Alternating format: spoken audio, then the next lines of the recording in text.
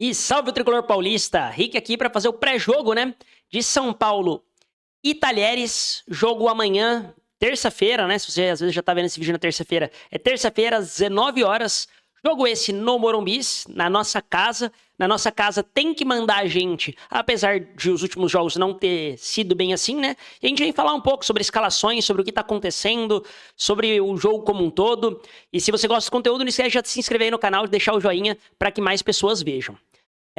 Jogo amanhã é transmissão da ESPN, jogo no Morumbis. Amanhã eu vou estar em live aqui, né, fazendo aquela live react a partir das 18h30. Então, meia horinha antes a gente já abre aqui e começa a resenha com vocês, jogo da ESPN. E a arbitragem inteira chilena, tá? Diferenças pro jogo de amanhã. Diferente dos outros dois jogos da Libertadores, a Independente publicou ali no seu Instagram que, em forma de protesto, em virtude dos maus resultados, né, do Campeonato Brasileiro e do São Paulo não tá dando o devido valor ao Campeonato Brasileiro, simplesmente amanhã não vai ter recepção de ônibus. Não vai ter aquela cortina de fumaça, aquele corredor, né, de fumaça e fogos. Não vai ter recepção. Nenhum nome de jogador vai ser cantado amanhã. Antes da partida, mas durante a partida, apoio incondicional, apoio normal, para que o time siga numa boa toada, né? Volte a uma boa toada, na verdade, e consiga a vitória, a primeira vitória, que seria a primeira vitória em casa na Libertadores, né? A gente empatou os outros dois jogos, a gente segue invicto na Libertadores, mas são dois jogos aí que a gente não ganhou em casa, e esses dois jogos a gente poderia estar aí brigando com o Palmeiras para ser o líder geral do campeonato, né?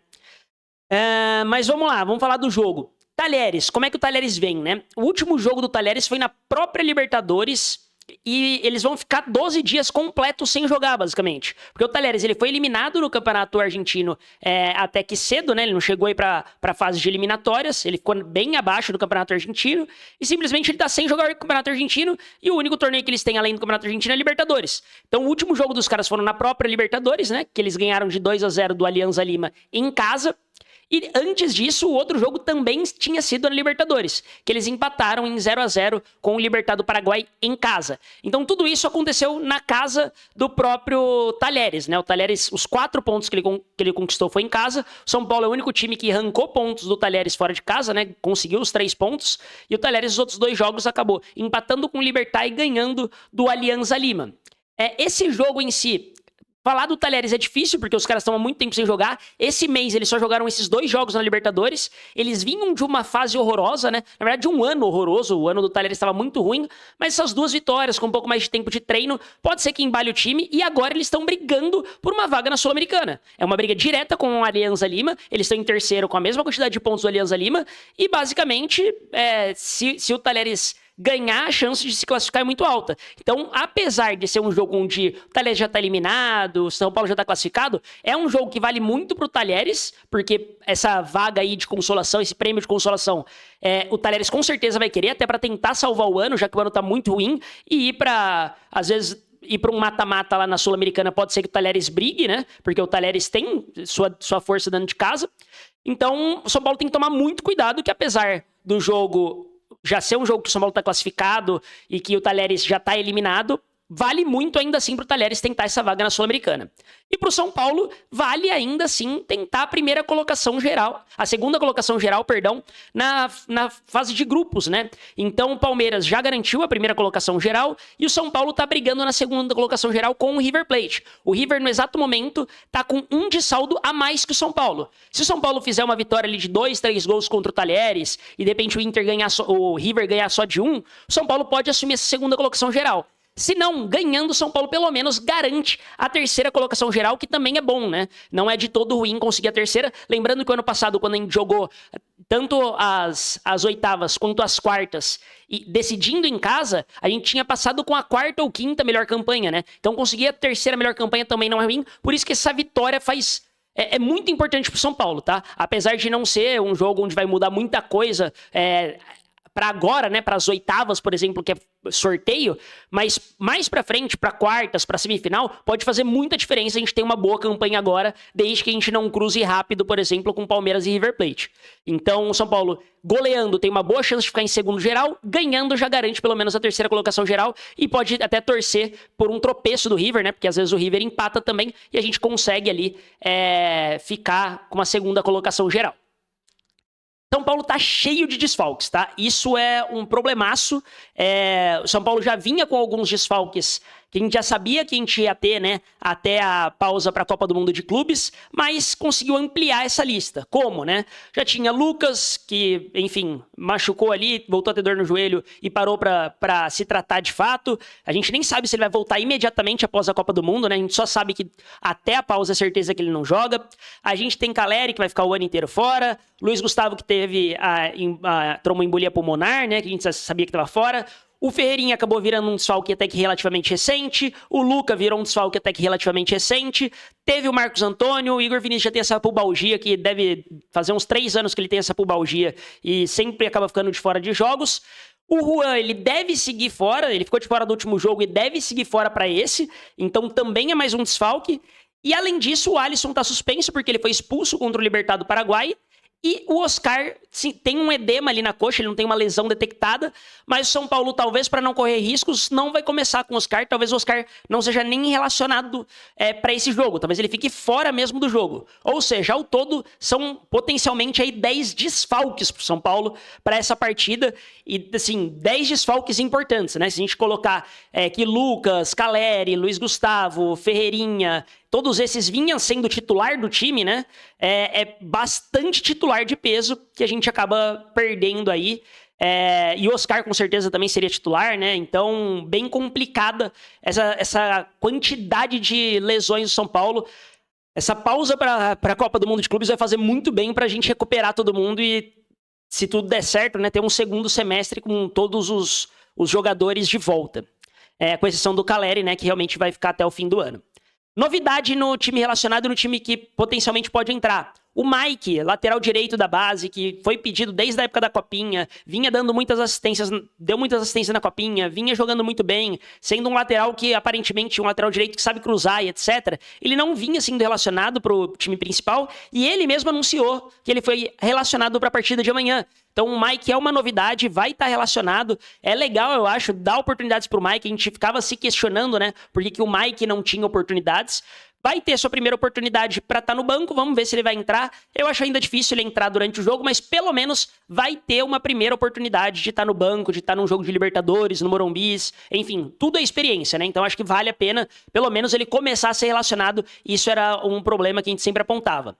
Além disso, o Henrique, que é ponta, né, joga pela ponta ali, ele também provavelmente vai ser relacionado, tá? O Henrique ainda é dúvida, ele não postou nada a respeito, mas o Mike postou, então o Mike é certeza que foi relacionado. O Henrique, ele pode ser relacionado também, porque em virtude da ausência de pontas, né, Rodriguinho até entrou de ponta no último jogo, Cedric entrou de ponta no último jogo, enfim, pela falta de pontas, o Henrique pode ser uma opção, então talvez ele também seja relacionado, também seja uma novidade aí nessa Libertadores. Então vamos ver. Time titular, quem vai começar jogando de fato, já que a gente tem tantos desfalques? As certezas, né? Vamos começar pelas certezas. No gol, Rafael, Alan Franco e Arboleda muito provavelmente seguem fazendo a dupla de defesa, com o Enzo Dias pela lateral. Até aí, certeza. Na lateral direita já começa uma incerteza, eu não sei se ele vai com a dobradinha Ferrarese e Cedric, ou se ele vai optar por Ferrarese ou Cedric na lateral direita, com o Matheus Alves jogando de meio campo. Porque como a gente não tem um ponta de fato para jogar lá pela esquerda, talvez o Matheus Alves comece jogando, já que o Oscar não joga. Entre aspas, numa formação parecida com o que foi contra o Criciúma, espero que só, contra o Mirassol, espero que só a formação que seja parecida, né, caso entre o Matheus Alves, porque o jogo em si foi péssimo do São Paulo contra o Mirassol, né.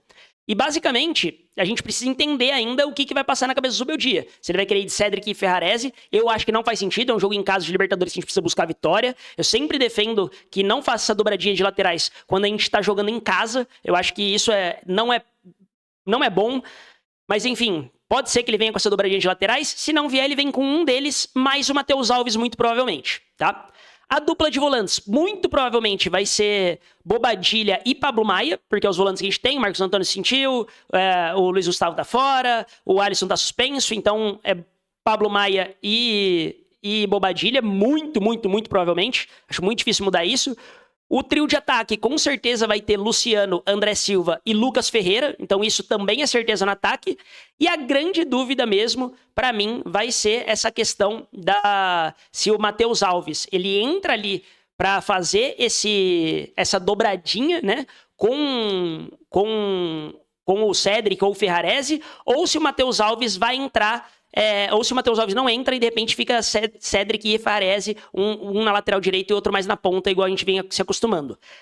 Além disso, não seria uma extrema surpresa se o Zubeldia realmente quisesse colocar o time um pouco mais pra cima e entrasse o Rodriguinho nessa vaga de segundo volante, tá? O Rodriguinho vem entrando bastante, não seria uma novidade muito absurda se o Rodriguinho ganhasse essa vaga que o Alisson deixou. Pablo Maia vai ser titular, mas não seria um absurdo, na minha concepção, se ele colocasse o Rodriguinho e colocasse o time mais pra frente. Pode ser que entre, inclusive, o Rodriguinho, ou até mesmo nessa, né, entre Bobadilha, Pablo Maia e Rodriguinho. Isso também é possível.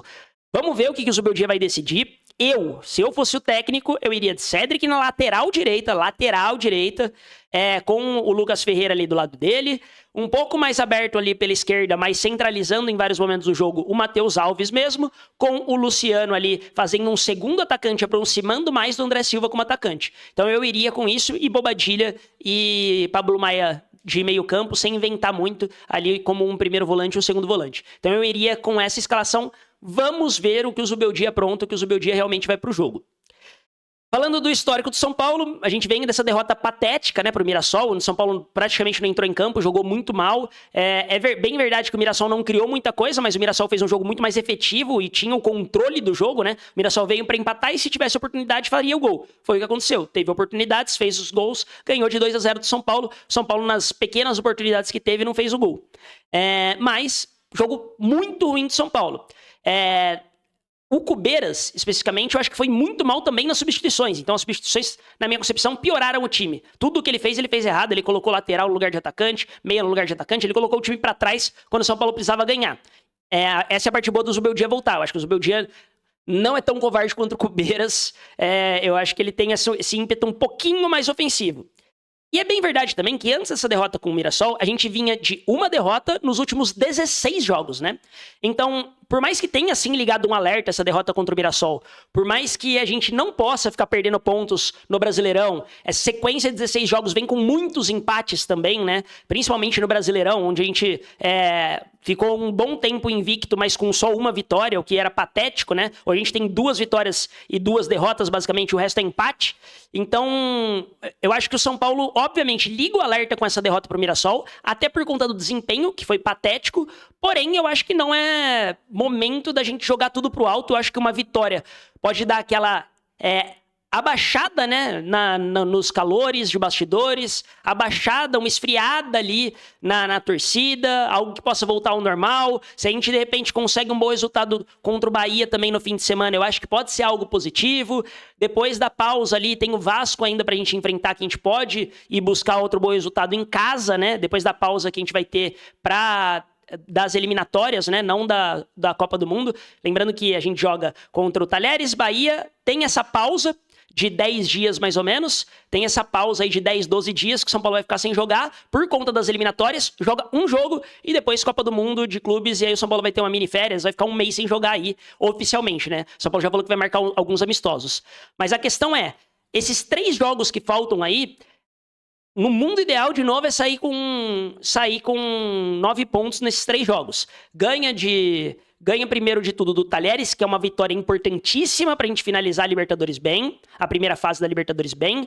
Contra o Bahia, um empate fora de casa contra o Bahia não é de todo ruim, desde que também jogue bem, demonstre um futebol um pouco melhor, mas o Rogério Ceni é um pouco freguês do São Paulo, então pode ser que a gente belisque uma vitória aí. E o Vasco em casa é aqueles jogos que tendem à obrigação. A gente precisa ganhar desses times que vão brigar um pouco mais na parte de baixo da tabela em casa. A gente precisa ganhar. Então, uma vitória amanhã pode acalmar bem os ânimos. Eu tô confiante, apesar desse último jogo ter sido muito frustrante e horroroso. Eu acho que o Cubeiras tem uma baita parcela de culpa em ter substituído muito mal o time. E o Rafael, infelizmente, falhou ali no primeiro gol dos caras. De repente, se esse primeiro gol não sai, o Cubeiras faz melhores substituições, poderia até ser que a gente saísse com uma vitória.